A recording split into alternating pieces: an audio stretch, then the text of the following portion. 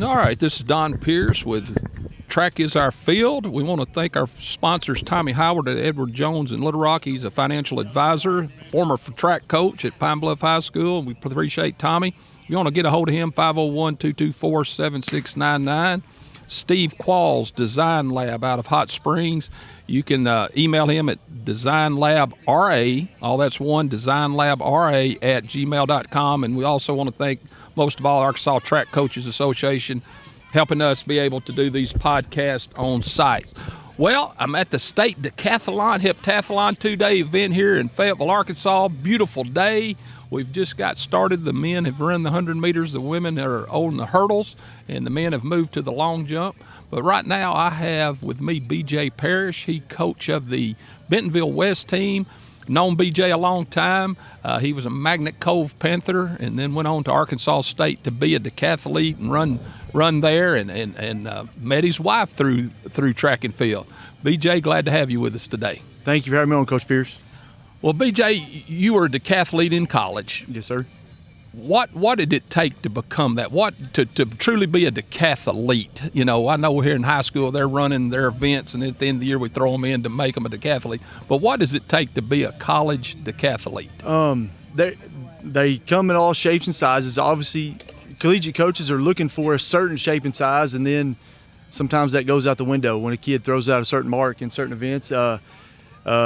You've got to have speed, you got to have some power, and you got to have some skill, and then you got to be a little bit addicted to it. You got to be a little bit addicted to just trying to get better all the time, always trying to get better. Well, you're saying addictive. I said it's being crazy is what I would use. Crazy, yeah, crazy. Got to be a little bit on the crazy side. That'll do it, yes, sir. What did you feel like, though, the hardest? I know, I can say 1,500, of course, that's just a gut check, doesn't matter. Yep. But what did you feel like was the hardest of the 10 that you had to really train hard at to make yourself better?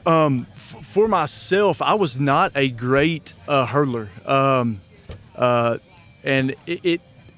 don't know if it was flexibility or I developed some bad habits in high school from not being coached or what it was, but hurdles was hard for me. And then I was a really good discus thrower. And so and those two events are back to back, and I was actually having this conversation just this morning with another coach.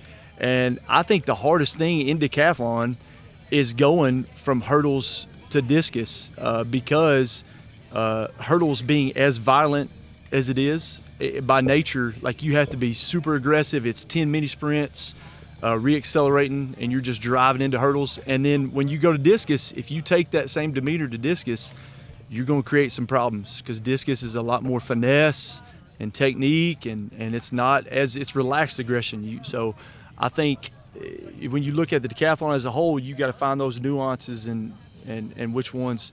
100-meter long jump, those are first cousins. They go well together. But hurdles and discus a little bit. What about that pole vault? Being that I'm a former vaulter, yes, what did you think of that craziness of being a vaulter? Hey, you know what? Pole vault is one of those events, and I vaulted in high school once at the decathlon, and actually the first person to ever put a pole in my hand, I went over to Lakeside. My coach took me over to Lakeside. He didn't know how to coach it, and Randy Hornbeck put a pole in my hand. And so, and Coach Hornbeck, man, he taught me how to triple jump too. The week before the decathlon, that's that year. But yeah, pole vault, man, I was very blessed and fortunate to be around Arkansas State, the Earl Bell system up there. Lon Badeau was my coach. He's at South Alabama now, and he was at back when it was USL. Pole vaulted. He was an All-American pole vaulter there, and so he made it very simple for an old country boy like me to learn pole vault. And it is very difficult, and pole vault into decathlon is even more difficult. Well, I was going to say, you're bringing in a little fatigue anyway. Yes, sir. And, vault, it's a lot of things going on right there. Yes, and, sir. When you see those guys that just boom it, and again, you go back to the Olympic Games for people back in the day when I've gone brain dead, the two American Dan and Dave, yes, no-heighted. Yes, sir. And this there's so much mental right. That goes into that. mental training that goes into that, and now sports psychology has gone through the roof now in our sports world. But yeah, there's a whole lot that goes into that you know how, and you're done. Basically. Yep. Yeah, any event, yes, you get zero, it's yep. you can't recover from. Definitely. Well, just a personal question, and if you don't want to share a whole lot, that's fine. I get it too. How did you and your wife meet up and become friends or whatever, and end up being married? And, yes, sir. Hey, man, I love this story. So actually, I'm gonna go back to when I was in high school, and I was gonna go play football at Henderson State, and I was at Jessieville track meet, actually at the 5AA district track meet, and a guy by the name of Don Pierce, this guy right here sitting next to me, walks up to me on the long jump runway and says, "Hey, what are you doing in college?" Because I think I'd won the discus and won both hurdles and was doing well in long jump, and you're like, I said, "Well, I'm gonna play football." And then the next day, I got a call from Jay Flanagan from Arkansas State. And so thank you, Coach Pierce, for reaching out to him. And my mom was more on the train of, hey, don't play football. Let's go look at this track thing. So we took a visit, and man, I loved it.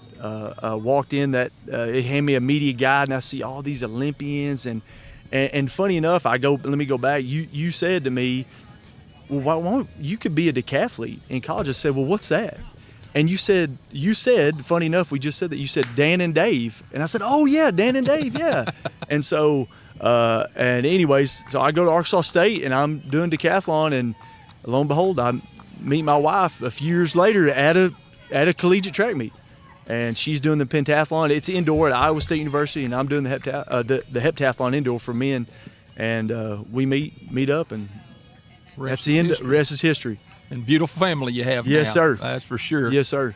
Well, going now from that with your career, how do you prepare kids today? I know with Keith Dale, he got beat out of being the decathlon champion 1 point. Oh, man. And the whole year, like at a meet, I say, okay, today we're going to pole vault. Yes, sir. Today I want you to throw the shot. Yes, sir. How do you prepare a kid? I mean, I know a lot of folks throw them in there, hey, here, you got a week to get ready. Yep. Do you do those type things with your kids? Yeah. Get them ready for the decathlon? Oh, yeah, yes, yeah. So we have different training groups within our team. And so we have a sprint, S1 group we call, and that's shorter sprints, 1, 2, and then that's also long triple jump. Pole vaulters jump in those workouts. And then we have a S2 group, that's a little bit longer sprints, your 4, maybe some of your 800 kids. And then we have a multi-event group. And so these kids, not necessarily combined events, decathlon, heptathlon, but multi-events. So those kids, they might hurdle, they might long jump, they might they high jump. But that decathlon, heptathlon group, they train within that group. And we set their training week up just how kind of I've been taught through classes through USA, TFC, CCA, and just through neural training. And every Monday, we're gonna long jump, we're gonna hurdle, we're gonna long jump because those two go well together, and then we're gonna throw shot put. And then day 2, Tuesday we're gonna high jump, we're gonna do a 400 workout. And then Wednesday, we're going to come back. This is tough. Everybody else gets a recovery day. Not those decathletes. They got a pole vault. Right. Because that kind of simulates what it's going to feel like, day 2, you coming into pole vault. And we kind of set their training week up like that. Then Thursday and Friday's kind of a mirror of what Monday and Tuesday was a little bit. So do you, but as the season, yes, you're sir, doing those yes, sir, trainings, so do you say, all right, today, guy, we're going to do 3 events? Yes, sir, yeah. Yes, sir, yeah. I'm sorry, yeah. So we kind of look at the schedule, and we roll around. Also, I kind of look at weather too, and then what meets we go to that I know that we also run with tailwinds. So now, most of ours are hurdlers. So there's very few meets where we don't actually run the short hurdle race. We'll run the 110s or the 100s almost every meet. So there's very few meets where we don't do that. And then there's sometimes, like at our home meets, we can get extra entries. So that's when we're going to line those kids up and run the 100. We're going to line them up and run the 100. We're going to pole vault them at our home meets, things like that. So we plan on those later in the year. We're going to throw shot and discus at those meets. And then we look at other meets throughout the year, and we're like, hey, this is a good place to long jump. We're going to long jump here. We're going to really focus on long jump this week and see if we can put a good mark out there. But yes, we do kind of look at the schedule and kind of where we touch on all those events if we can, because when you practice it, versus when you actually compete, it's a little bit different. Absolutely, it is. Absolutely. I know you've got one of the guys that may have an opportunity, maybe yes, sir. both of Yes, them. sir. Yeah, yes, sir. And that, what are you expectations for them just on day one? I mean, yeah. So I'll tell you this: athletes are day one heroes, and decathletes come around on day two when you hurdle, discus, and pole vault. But yes, so today they were both a little bit off on the 100 today for what our goals were and what they've ran. But when we look at the field and how the field ran, like Trace Foreman he's a 10-7 kid. He ran 11:27. So the field was slower today. So when we look at placement and points, yes, we are ultimately it's a decathlon, so it's a one event rolled into 10. Right. But we do want to hit a point barrier, but there's also too, we got to understand, hey, the field was slow today, so that's okay. We got to learn to live with that. So placement in that field was pretty good for our guys. So, and the one guy, Marcus, is not really a great 100-meter guy, and he knows that. We've been working on it, but we're going to see what comes up in long jump here in about a couple hours. So. Yeah, it's going to be a long day. Coach, one of your girl athletes walked by, and I know Yes, you sir. need to get with her, man, but I appreciate you taking the time and look forward to seeing what your athletes from Bentonville West do, and look forward to seeing success at Bentonville West over the years, because I Yes, know sir. you do a great job with it, and you care about the sport, and we need more guys like you out there. Yes, sir. Hey, All I right. appreciate y'all, and this podcast is awesome. Love it. Appreciate Yes, sir. it. Yeah. I'm going to take a break. I'll come back with some more. We may have some athletes, more coaches. I hope to talk to John Stewart about the Track and Field Hall of Fame that's coming up on May the 30th at North Little Rock. So we'll be back here in just a moment. All right, welcome back to Track is Our Field podcast here at the State Decathlon Heptathlon. I've got with me now John Stewart, the head girls track coach from Bologna High School, also the president of the Arkansas Track and Field Hall of Fame. Coach, good to have you on here. Let's talk first a little bit about your heptathletes today. Who are they, and what are your expectations for them today? Man, we're glad to be here. I have two twin sisters. They're some sophomores named Brianna and Brooklyn Burnham. They're a big part of our track program as well as a basketball program at Bologna. We're hoping. I would love to be top 15 with those, but there are a lot of new events for them that they're trying to do, and some of those. We're going to see what happens today. Well, congratulations on state runner-up your state track meet that y'all hosted. Great job. I got to referee that, and man, y'all did a great job. I know, we always want to win a state championship at coaching. We do. Man, your kids performed, and they gave it. I felt like all they could there at your state meet. How did you feel about your outcome there? I know disappointed, but well, sure, we'd like to finish first, but our kids ran the best as they can run. I have no complaints on that. Our staff and our school put on a great state meet. I was really pleased with that as well. Yeah, like I said, I thought it was one of the best of the years of officiating and doing. I thought it may be one of the best, if not the best, I've ever been a part of. So hats off to your people and your administrators and your staff for doing that. Well, let's talk about what's coming up on May the 30th in North Little Rock, the Track and Field Hall of Fame. Yes. No, it's going to be at the Wyndham. It is Wyndham Hotel, And it's gonna 6:30 p.m. 6:30 start time. Yes, for us yes, to sir. shoot the gun at 6:30. Yes, sir. Well, just tell us a little bit about it. Tell us maybe who the nominees that are nominated, and we're going to recognize that day, and just go a little bit about it. Well, sure. This is an organization that's been going on for 30 years, and we've tried to recognize, bring in anywhere from 5 to 7 to 9 inductees a year, and it's we have an open voting membership where they vote, and we as the board of directors, we look at all these votes and bios that are put in, and we select the nominees or the inductees. There's been a lot of questions like, well, how do I get them in? Or this person ran this, how do we get them in? Well, they have to be a member, and they have to nominate and then send in a bio of whoever they wish to nominate. I mean, I'm sure there are countless athletes out there that are just not in the nomination list because we don't have a nomination for them. So Right. That's something that we really need from our community, and we would love for people to join our organization.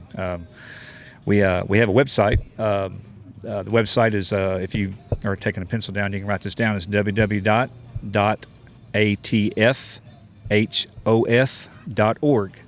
Again, that's www.atfhof.org. So they can find a lot of things on there. Oh, for sure. Past nominees, bios about them, people that have been Yes. put into the Hall of Fame over the years. That's on there, and also buying tickets. How to buy tickets, purchase tickets on there as well. They're it's pretty simple. We go through Square. They fill in how many tickets they're going to buy, and there's also a Google form if you want to put on like, hey, I'm coming to see this person. That way, that would help us organize how to seat tables, because that's always a concern. Like, well, you get there, but what table do I sit at, or do I can sit with my people or not? That form would help us out tremendously. Well, we've got that, and again, if you're interested in going again, May the 30th at North Little Rock. Well, let's talk about this year's inductees. Yes, who are they and where they're from, possibly? We have 7, and we're going to start with Stephanie Adams. She was Stephanie Foreman out of Lake Hamilton. She was a pole vaulter years ago. She went on to A-State. She's phenomenal. Now she's a current coach here at Fayetteville. Well, I know, she was one of those kind of first when one of women's those vault pioneers. started in Arkansas, and For sure. and what she did and the accomplishments that she did at Arkansas State, school record holder and those type things. Right. But yeah, she was right in there before even the weak girls were a part of what Very they much did. so. But Very she much was so. kind of one of those that laid the groundwork for women's vault in Arkansas. So yeah, very much deserving to be in the Hall of Fame. Yeah. Next, we have Buzz Andrews. This guy's been around for 50-plus years with track. He first started competing as a hurdler out of Hope, went on to OBU, had some AIC status there as well. He's currently a coach in Texas, working with the Vault Club, I believe. And he has a long pedigree of a lot of athletes that he's dealt with as well. And a lot of the nominees that we over the years have put in, they're still involved in track and field. Oh, very much It's not, so. they ran in high school and did what they did and they were done. Right. A lot, just like Stephanie there, she's coaching. Yes. She's still involved in athletics and in track and field, and that that's awesome that we've got these two that are still involved in it. Right. Next, we have Sydney Connolly. You might recognize that last name. That's Mike Absolutely. Connolly's daughter. She was at one time the #1 jumper in the nation. She came out of Fayetteville and went on to Kansas and have huge Big 12 honors there as well. She's still actively trying to compete as well. I think she's living down toward in Georgia, Atlanta. I think right that's now. right, yes. Yeah,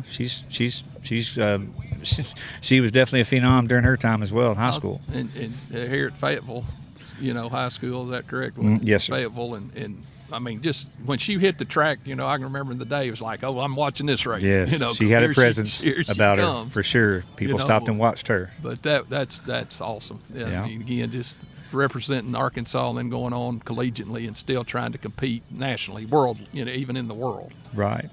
Next, we have Charles Chuck Hemingway. He was a distance runner that came out of Little Rock Central back years ago, and went on to U of A and had some runs there as well. And I don't know him as well, but again, I remember the name. Right. Everybody right. recognizes that name and what he did at Little Rock Central. Central was known for hurdlers. Oh, they were. Over yeah, there. they were a power back then for sure.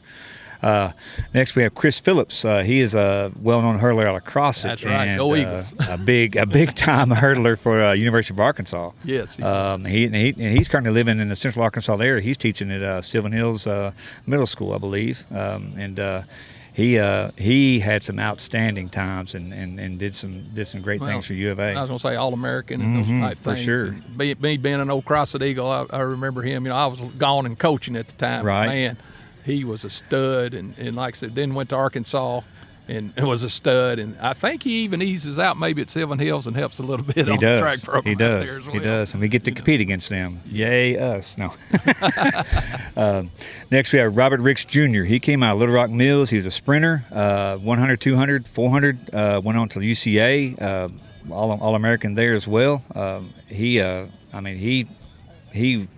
was, out of all the nominees, when we contacted him, he was probably the most excited. A lot of yelling and screaming in the background. That's awesome. It was awesome when he got nominee for that. He was really happy, and I'm happy for him. These guys and these girls are well deserving of this. Well, again, talking about all conference, all Americans and collegiately, Yes. and what they did collegiately and on beyond, and it's just every year we have those type Yes, people we do. that have gone on and still involved and did things outside of high school and are very deserving of being in the Hall of Fame. Very much so. Very much so. Do we have one more? We do. I will bring that up. Sure. This is hard because I'm in the Track and Field Hall of Fame, and it is hard, especially in your position being the president of the board. John Stewart is our other, and John's very deserving of what he's done over the years. Not only coached kids up, won championships, but he officiates collegiately. He officiates in high schools when he can, at the state meets where he can help. He's been involved. His dad for years and years. How many years was your dad? Oh my gosh, from the 50s on till 2013. So you've been a part of track and field your whole life, just like I was. I can't my tell dad you, being a coach. Can't tell you how many sand I've raked and bars I put up from my youth. And very deserving. I know, again, that's hard for you to say that, but for us that are in track and field and know it, you are very deserving in what you got, and we're proud that you're in it. And again, you got kicked out of the room when we talked and discussed and looked at the votes, and John didn't have a say in any of that, and it was a no-brainer for us on the board and the votes that came in for John to get this honor, because you are deserving of that. Well, I appreciate that. It's an honor. It's a huge honor to see the people that are in there and to be even mentioned in that circle is still. I'm in awe of that. Yeah, it is. Me too. I still don't feel like I'm deserving of it, but it is what it is, I guess you could say. Yes, sir. Well, tell us a little bit about how we recognize other things. I know we Merit Service Awards in high school. Just give us a little bit of what else goes on there. Sure. We have Merit to Service Award, which is basically somebody that's outside of coaching or an athlete, or I guess it could be someone that is a former, but they are outside a little bit of the circle of track, but they help with track either through newspaper articles, help time, all kinds of things that help the world of track.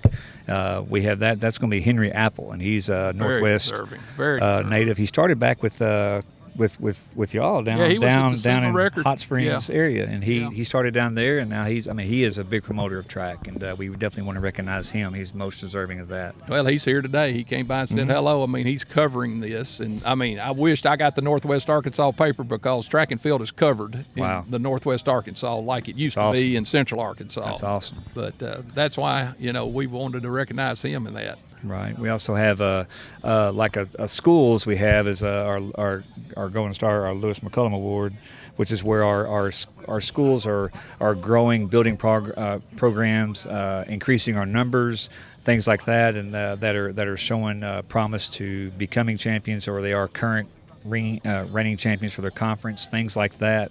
And this year it's Hot Springs Lakeside, and they are definitely deserving of that. Yeah, Jeff Haynes came in and, say that my part, I hired him at Lakeside before I retired, knowing there was two guys I was really wanting, him or B.J. Parrish. I thought, they were both looking, I think, at the time. And Jeff took a program where we were having 7 kids in track and field now. I think he told me in 7th grade this year he had 197th graders out there. That's a lot.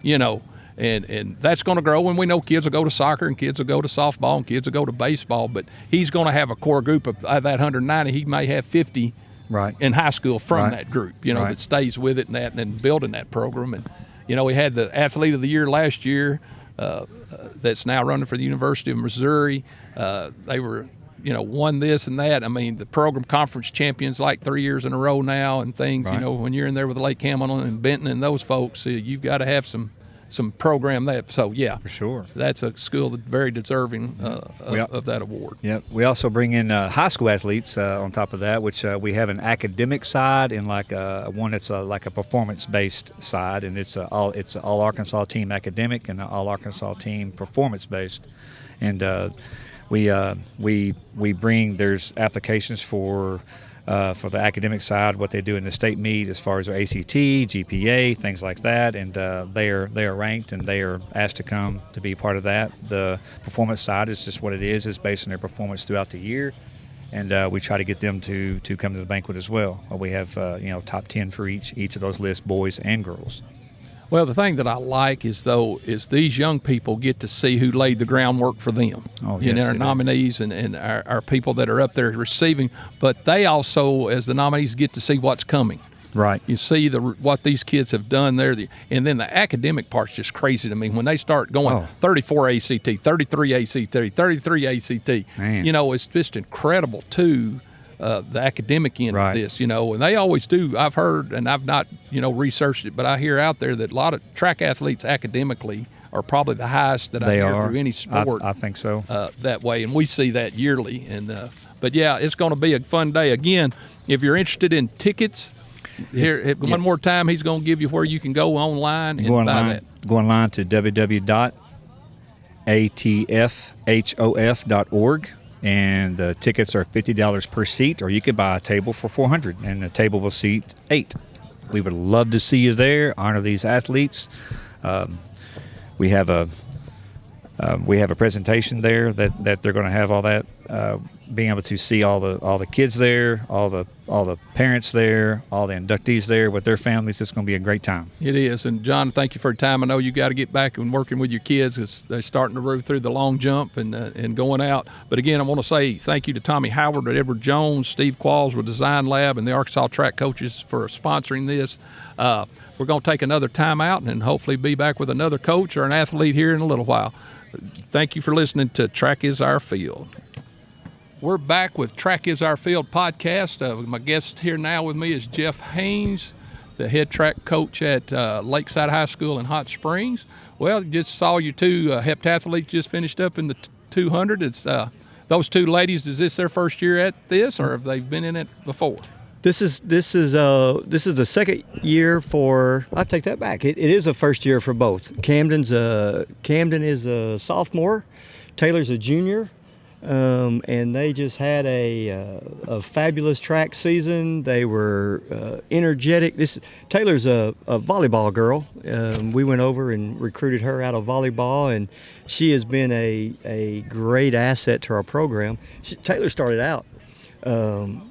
Her first event that she got thrown into the 4x800 relay indoor at Fayetteville, and so welcome to track and field. So welcome to track, and the great thing is she wanted to come back and do it again, but then later in outdoor, I had one of my girls come out of basketball. I got Zuzu Kangliosi back, and so Taylor kind of got moved to the 4x4 relay, which is where Coach Tanner wanted her all along. And then, Camden's just one of the grittiest girls that I've ever coached. If you've ever been to one of our track meets, she runs an anchor for our girls 4x4, and she might get beat, but you're gonna hurt trying to beat her, and because that's just the way she is. Well, Coach, we were having talked earlier to John Stewart. Congratulations to your school district for being receiving the outstanding high school. And I told him that I hired you there, and you and BJ Parrish were the two that I was really looking at hiring. What does it take to build a program? I mean, when you came in, I told you we had 7 kids in the track program. What does it take now? I said you had 190 whatever in 7th grade. What do you feel like takes to build a quality program? Number one, you just have to lock in, and these kids have to know, number one, that you believe in them. They have to realize that you're not going to set them up for failure. The thing about track is it is a team sport, but it's individual effort, and kids don't want to be embarrassed, and they don't want to be last. And so what you have to do is go in and really explain to them how track works, and realize one of my secrets. If I got somebody I really want to, I start them out on a relay because then they just kind of get a feel for it, and I say, okay, you did well in that relay. Now let's move you to an individual event. So you just got to let them know. And if you notice at our track, I try to be there. If not, I try to have a coach there. Every time a kid comes across a finish line, somebody's there telling them they did a good job. Even if it's a 30-second 200 when they should have ran 24, we're still going to be there and tell them they did a good job just to keep their interest in the sport. Well, tell me, the listeners here, a little bit about your background. I know you were a Prescott Curly Wolf, and tell me about that, yes. and then where you kind of went through your career to get to where you are today. Yeah, sure. So I was old Curly Wolf, ran track there. Still hold the mile and 2 mile school record there for 45 and 46 years, I believe. So you're kind of old, is that what you're saying? There's some of this dirt around here, not as old as me, so I think those trees over there were still a pine cone before I was born. But anyway, So I left there, did a little stint, and went down to Centenary College in Shreveport. Ran cross country down there. Their coach left, so I transferred to Arkansas Tech with old Tom Aspel. Oh yeah. I ran the 5,000, 10,000 for Tom, and so then really got interested in sports medicine. So I moved to Arkansas State, became an athletic trainer, and first 23 years that's what I did. Had a great last 13 years. I own my own clinic. The last 10 years of that, I worked with the Olympics and got to travel all over the world. And so then I got ready to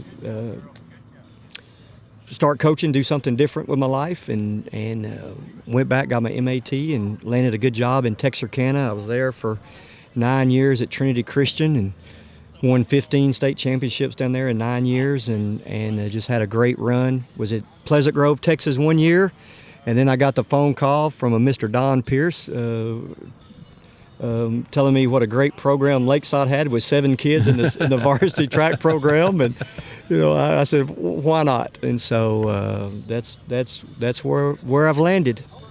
What you'd say the Olympics there as a athletic trainer. How, what did you go do? Where did you go? That seems pretty cool to me. Yeah. So actually, when I was in college, when I was finishing up my college, I actually applied on a pen and paper application, and had to send it to the Olympic Training Center. And I'd forgotten I applied, and then 5 years later, I got a letter in the mail saying I'd been selected. So you fly out to Colorado Springs, you work 15 days, and the permanent staff, they evaluate you when you leave, and you either are done at that point or you keep going. And about 3 months later, I got a call from United States Bobsled. The World Championships were in Lillehammer, Norway that year. Wow. So they told me to get a passport, pack my bag. So that's where I went. And then I covered artistic skating in Germany. I've covered speed skating. I remember where that, and then I got with USA Women's Hockey, and then I traveled to Czech Republic. I've been to Pamplona, Spain. Went to Paris, France. Went to the beautiful Canada one time. So and then of all that, Detroit, Michigan, when it was hosted here in the United States. So, but I did that, and it was a great experience. Well, I mean, you got to see the world, but you also got to see world-class athletes. Absolutely. And being a part of that—that's incredible. That would be kind of a dream come true for anybody. One of my favorite trips, I got to cover the World University Games in Beijing, China, in 2001, and to be in the track, as an athletic trainer, to be in the training room, and those the best that we had in university show up, and to give the deep tissue massages and feel every muscle fiber of the leg, not feel 1 ounce of fat. That's just absolutely was one of the highlights of my career as an athletic trainer. Well, and then like I said, and then you can, if you have a kid with a problem in track, you kind of know how to diagnose it a little bit and say, hey, we need to do this, this, and this to get them back quicker. That's right. And our trainers, if I have a kid go down, they see me there. A lot of times, we had a kid a couple of weeks ago playing the beautiful sport of ultimate frisbee, and actually subluxed his patella. Oh, my. And so I got him stabilized and called the trainer, and she said, "You want to put it back in, or you want me to?" I said, "Well, I'm not licensed anymore. You better do it." So she's popped it right back into place, and so I have banned ultimate frisbee as part of our off-season training. Yeah, we don't do that anymore. Well, get back to where we're at here today. We talked about your 2 young ladies. Who are your 2 gentlemen that are going to be competing in the decathlon? I got Aiden Beard. Aiden Beard is here for the 2nd year. Just finished long jump. He PR'd in the long jump just now. Went 18:11, which is about a foot farther than he went last year. There you go. And we got sophomore Quadarius Jackson, which has just been just every coach at Lakeside wants him to be a part. I think even Coach Stigpen wants him to come be a part of the girls volleyball team. But he got jumped. He got ups. He's got ups. Last year he was a 39.8. He was a 39.8 300 hurdle guy and was ranked 3rd in the nation as a freshman. He didn't. He ran 11:85 in the 100 today. We thought he should have been a little bit faster than that, but we don't get him till March, and you can tell that he doesn't have Chance Tanner's training in sprinting, because halfway through the sprinters caught him. So, but his highlights will be he's a 44 triple jumper. He's a 6'2" high jumper. He's a 15 flat, 110 hurdle guy. So, and he's a 50 mid 400 guy. So, his best events are still to come. So we look at him possibly being a top 10, top 15 finisher. Absolutely, and he's a sophomore. But that's the thing. It's to me, it's incredible coming out of basketball, walking out there in March, and here we are in May. Yep. He's I know Q as well. That's kind of his nickname's Q, but man, he's a competitor, and that's the thing you like about him, and that it doesn't matter what it is, he's going to compete, and a great attitude and a great kid along with that. He was making a comment earlier about he's already dreading the 1500, and I said, Q, you got 9 events before the 1500. Don't start dreading that now. He said, but how do I run it? And Aiden said, well, the guy in the lead, you just sit right behind him and let him pull you through. And he goes, I can do that. So I'm really, as a distance guy, I'm looking forward to see what he does on the 1500, and just I hope he doesn't just absolutely hate track as a 10th event's the 1500. Well, here would be my thing, one lap at a time. That's right, like eating an elephant, one step. That's it. Well, Coach, appreciate your time. Absolutely. Good luck to you and your athletes today, and look forward to seeing you on May the 30th at the Hall of Fame. Yes, sir. And, yes, receiving sir. Something that you sure your school district deserves, and that's that honor of being one of the most outstanding schools as far as track and field in Arkansas. This is Don Pierce. We'll be back in a minute with someone else to visit with us here on Track is Our Field. Well, I couldn't find Kenzie Pruitt from Cabot. She leads after day one with 25.87 in the Heptathlon. Burham from Bologna, 10th grader, is in second with 24.76. And McNabb of Bryant's 11th grader is in third with 24.37. So we got a close Heptathlon, and hopefully tomorrow we'll be able to talk to them. We'll be signing off. We'll be having day 2 tomorrow at the Decathlon Heptathlon in Fayetteville, Arkansas. It's been a great day. Looking forward to some great competition tomorrow. Just remember, track is our field. Go out and enjoy track. And try to come back and run it. People say, well, they've been resting, but the challenge is when you make a decision to try to call it, then you have to send kids home, or now you are incurring a cost on the school district because now they have to put kids up in a hotel room for unexpected costs. So we try to get it in. Most of the time we're able to finish that night. Sometime it may be at 10:30 or 11 or 11:30, but most of the times in the 15 years that I've been at the office, we've always been able to get it in. Well, and again, folks, if you're just joining us, I may have not got the first part of this, so I'll repeat myself. We're talking to Nick Lasker, and we were just talking about weather conditions. We talked about how beautiful the day is here in Fayetteville for the Decathlon, Pentathlon, or Heptathlon, excuse me, and it's a hard decision. Now, back in the day, we didn't have all the weather 7 days out. We used to have track meets, and if the weather got us, and we'd do. And Nick was just sharing it. I mean, it's a hard call. We've got to have the meets. We've got to get them in. At the case at Gurdon the other day, the equipment got fried. Our time and equipment got fried, so we had to move the track meet. That was the key purpose there. Generally, we were in the same situation there at Prescott. We were able to take cover, and about 6 o'clock, 6:30, the sun came out. I had a meeting with our coaches, and I said if everything goes according to plan, by 6:30 we will be running. And sure enough, at 6:30 we'd have been running. I believe the same would have happened in Gurdon. However, once the system got fried, even when the sun came out at 6:30 there in Gurdon, we were unable to finish the race due to the equipment failure. Well, and that's it. I was there, and that we were in communication with you as the starter and the referees. We were all calling you, wearing you out, and you were trying to make decisions at Prescott as well. We were going to be safe, and we'd put them up, and try to come out, and then lightning would hit, we'd go put them up. We know days like that, it may be a midnight finish. To get it in, but like you're saying, the cost that it costs schools to have to load that bus up again, right, drive, missing school, testing's going on. We try to get them in. In that case, we couldn't, and we did the best we could. The equipment stepped up to say they would have it, so that was great, kind of mid-state, having it mid. People didn't have to travel as far, kind of come to one spot, and it worked out great there, and we thank equipment. I know you appreciated that. Very much so. to do that. Well, give a little bit of background about you. Where did you high school career? I know you were an administrator. Just kind of tell us about Nick. Well, I'm Conway High School Wampus Cat graduate of class of '84, and had the opportunity to play college basketball at Hendrix. All right. So obviously growing up, played a lot of sports, ran track in junior high and played football. In high school, I kind of concentrated on basketball, thought I may have an opportunity, and sure enough, I did. So played at Hendrix and finished there, and first job was at a little school called Waldo. Yes, sir. I coached at Waldo Bulldogs and gave me my start at 22 and was there 2 years, and then I coached football and basketball at Fort Smith Southside. Was fortunate enough to get the head job at 27 years old at Fort Smith Northside. Thank Coach Rowland and Dr. Benny Gooden for that opportunity, and was there at Northside and coached, and then coached college ball there at UA Fort Smith.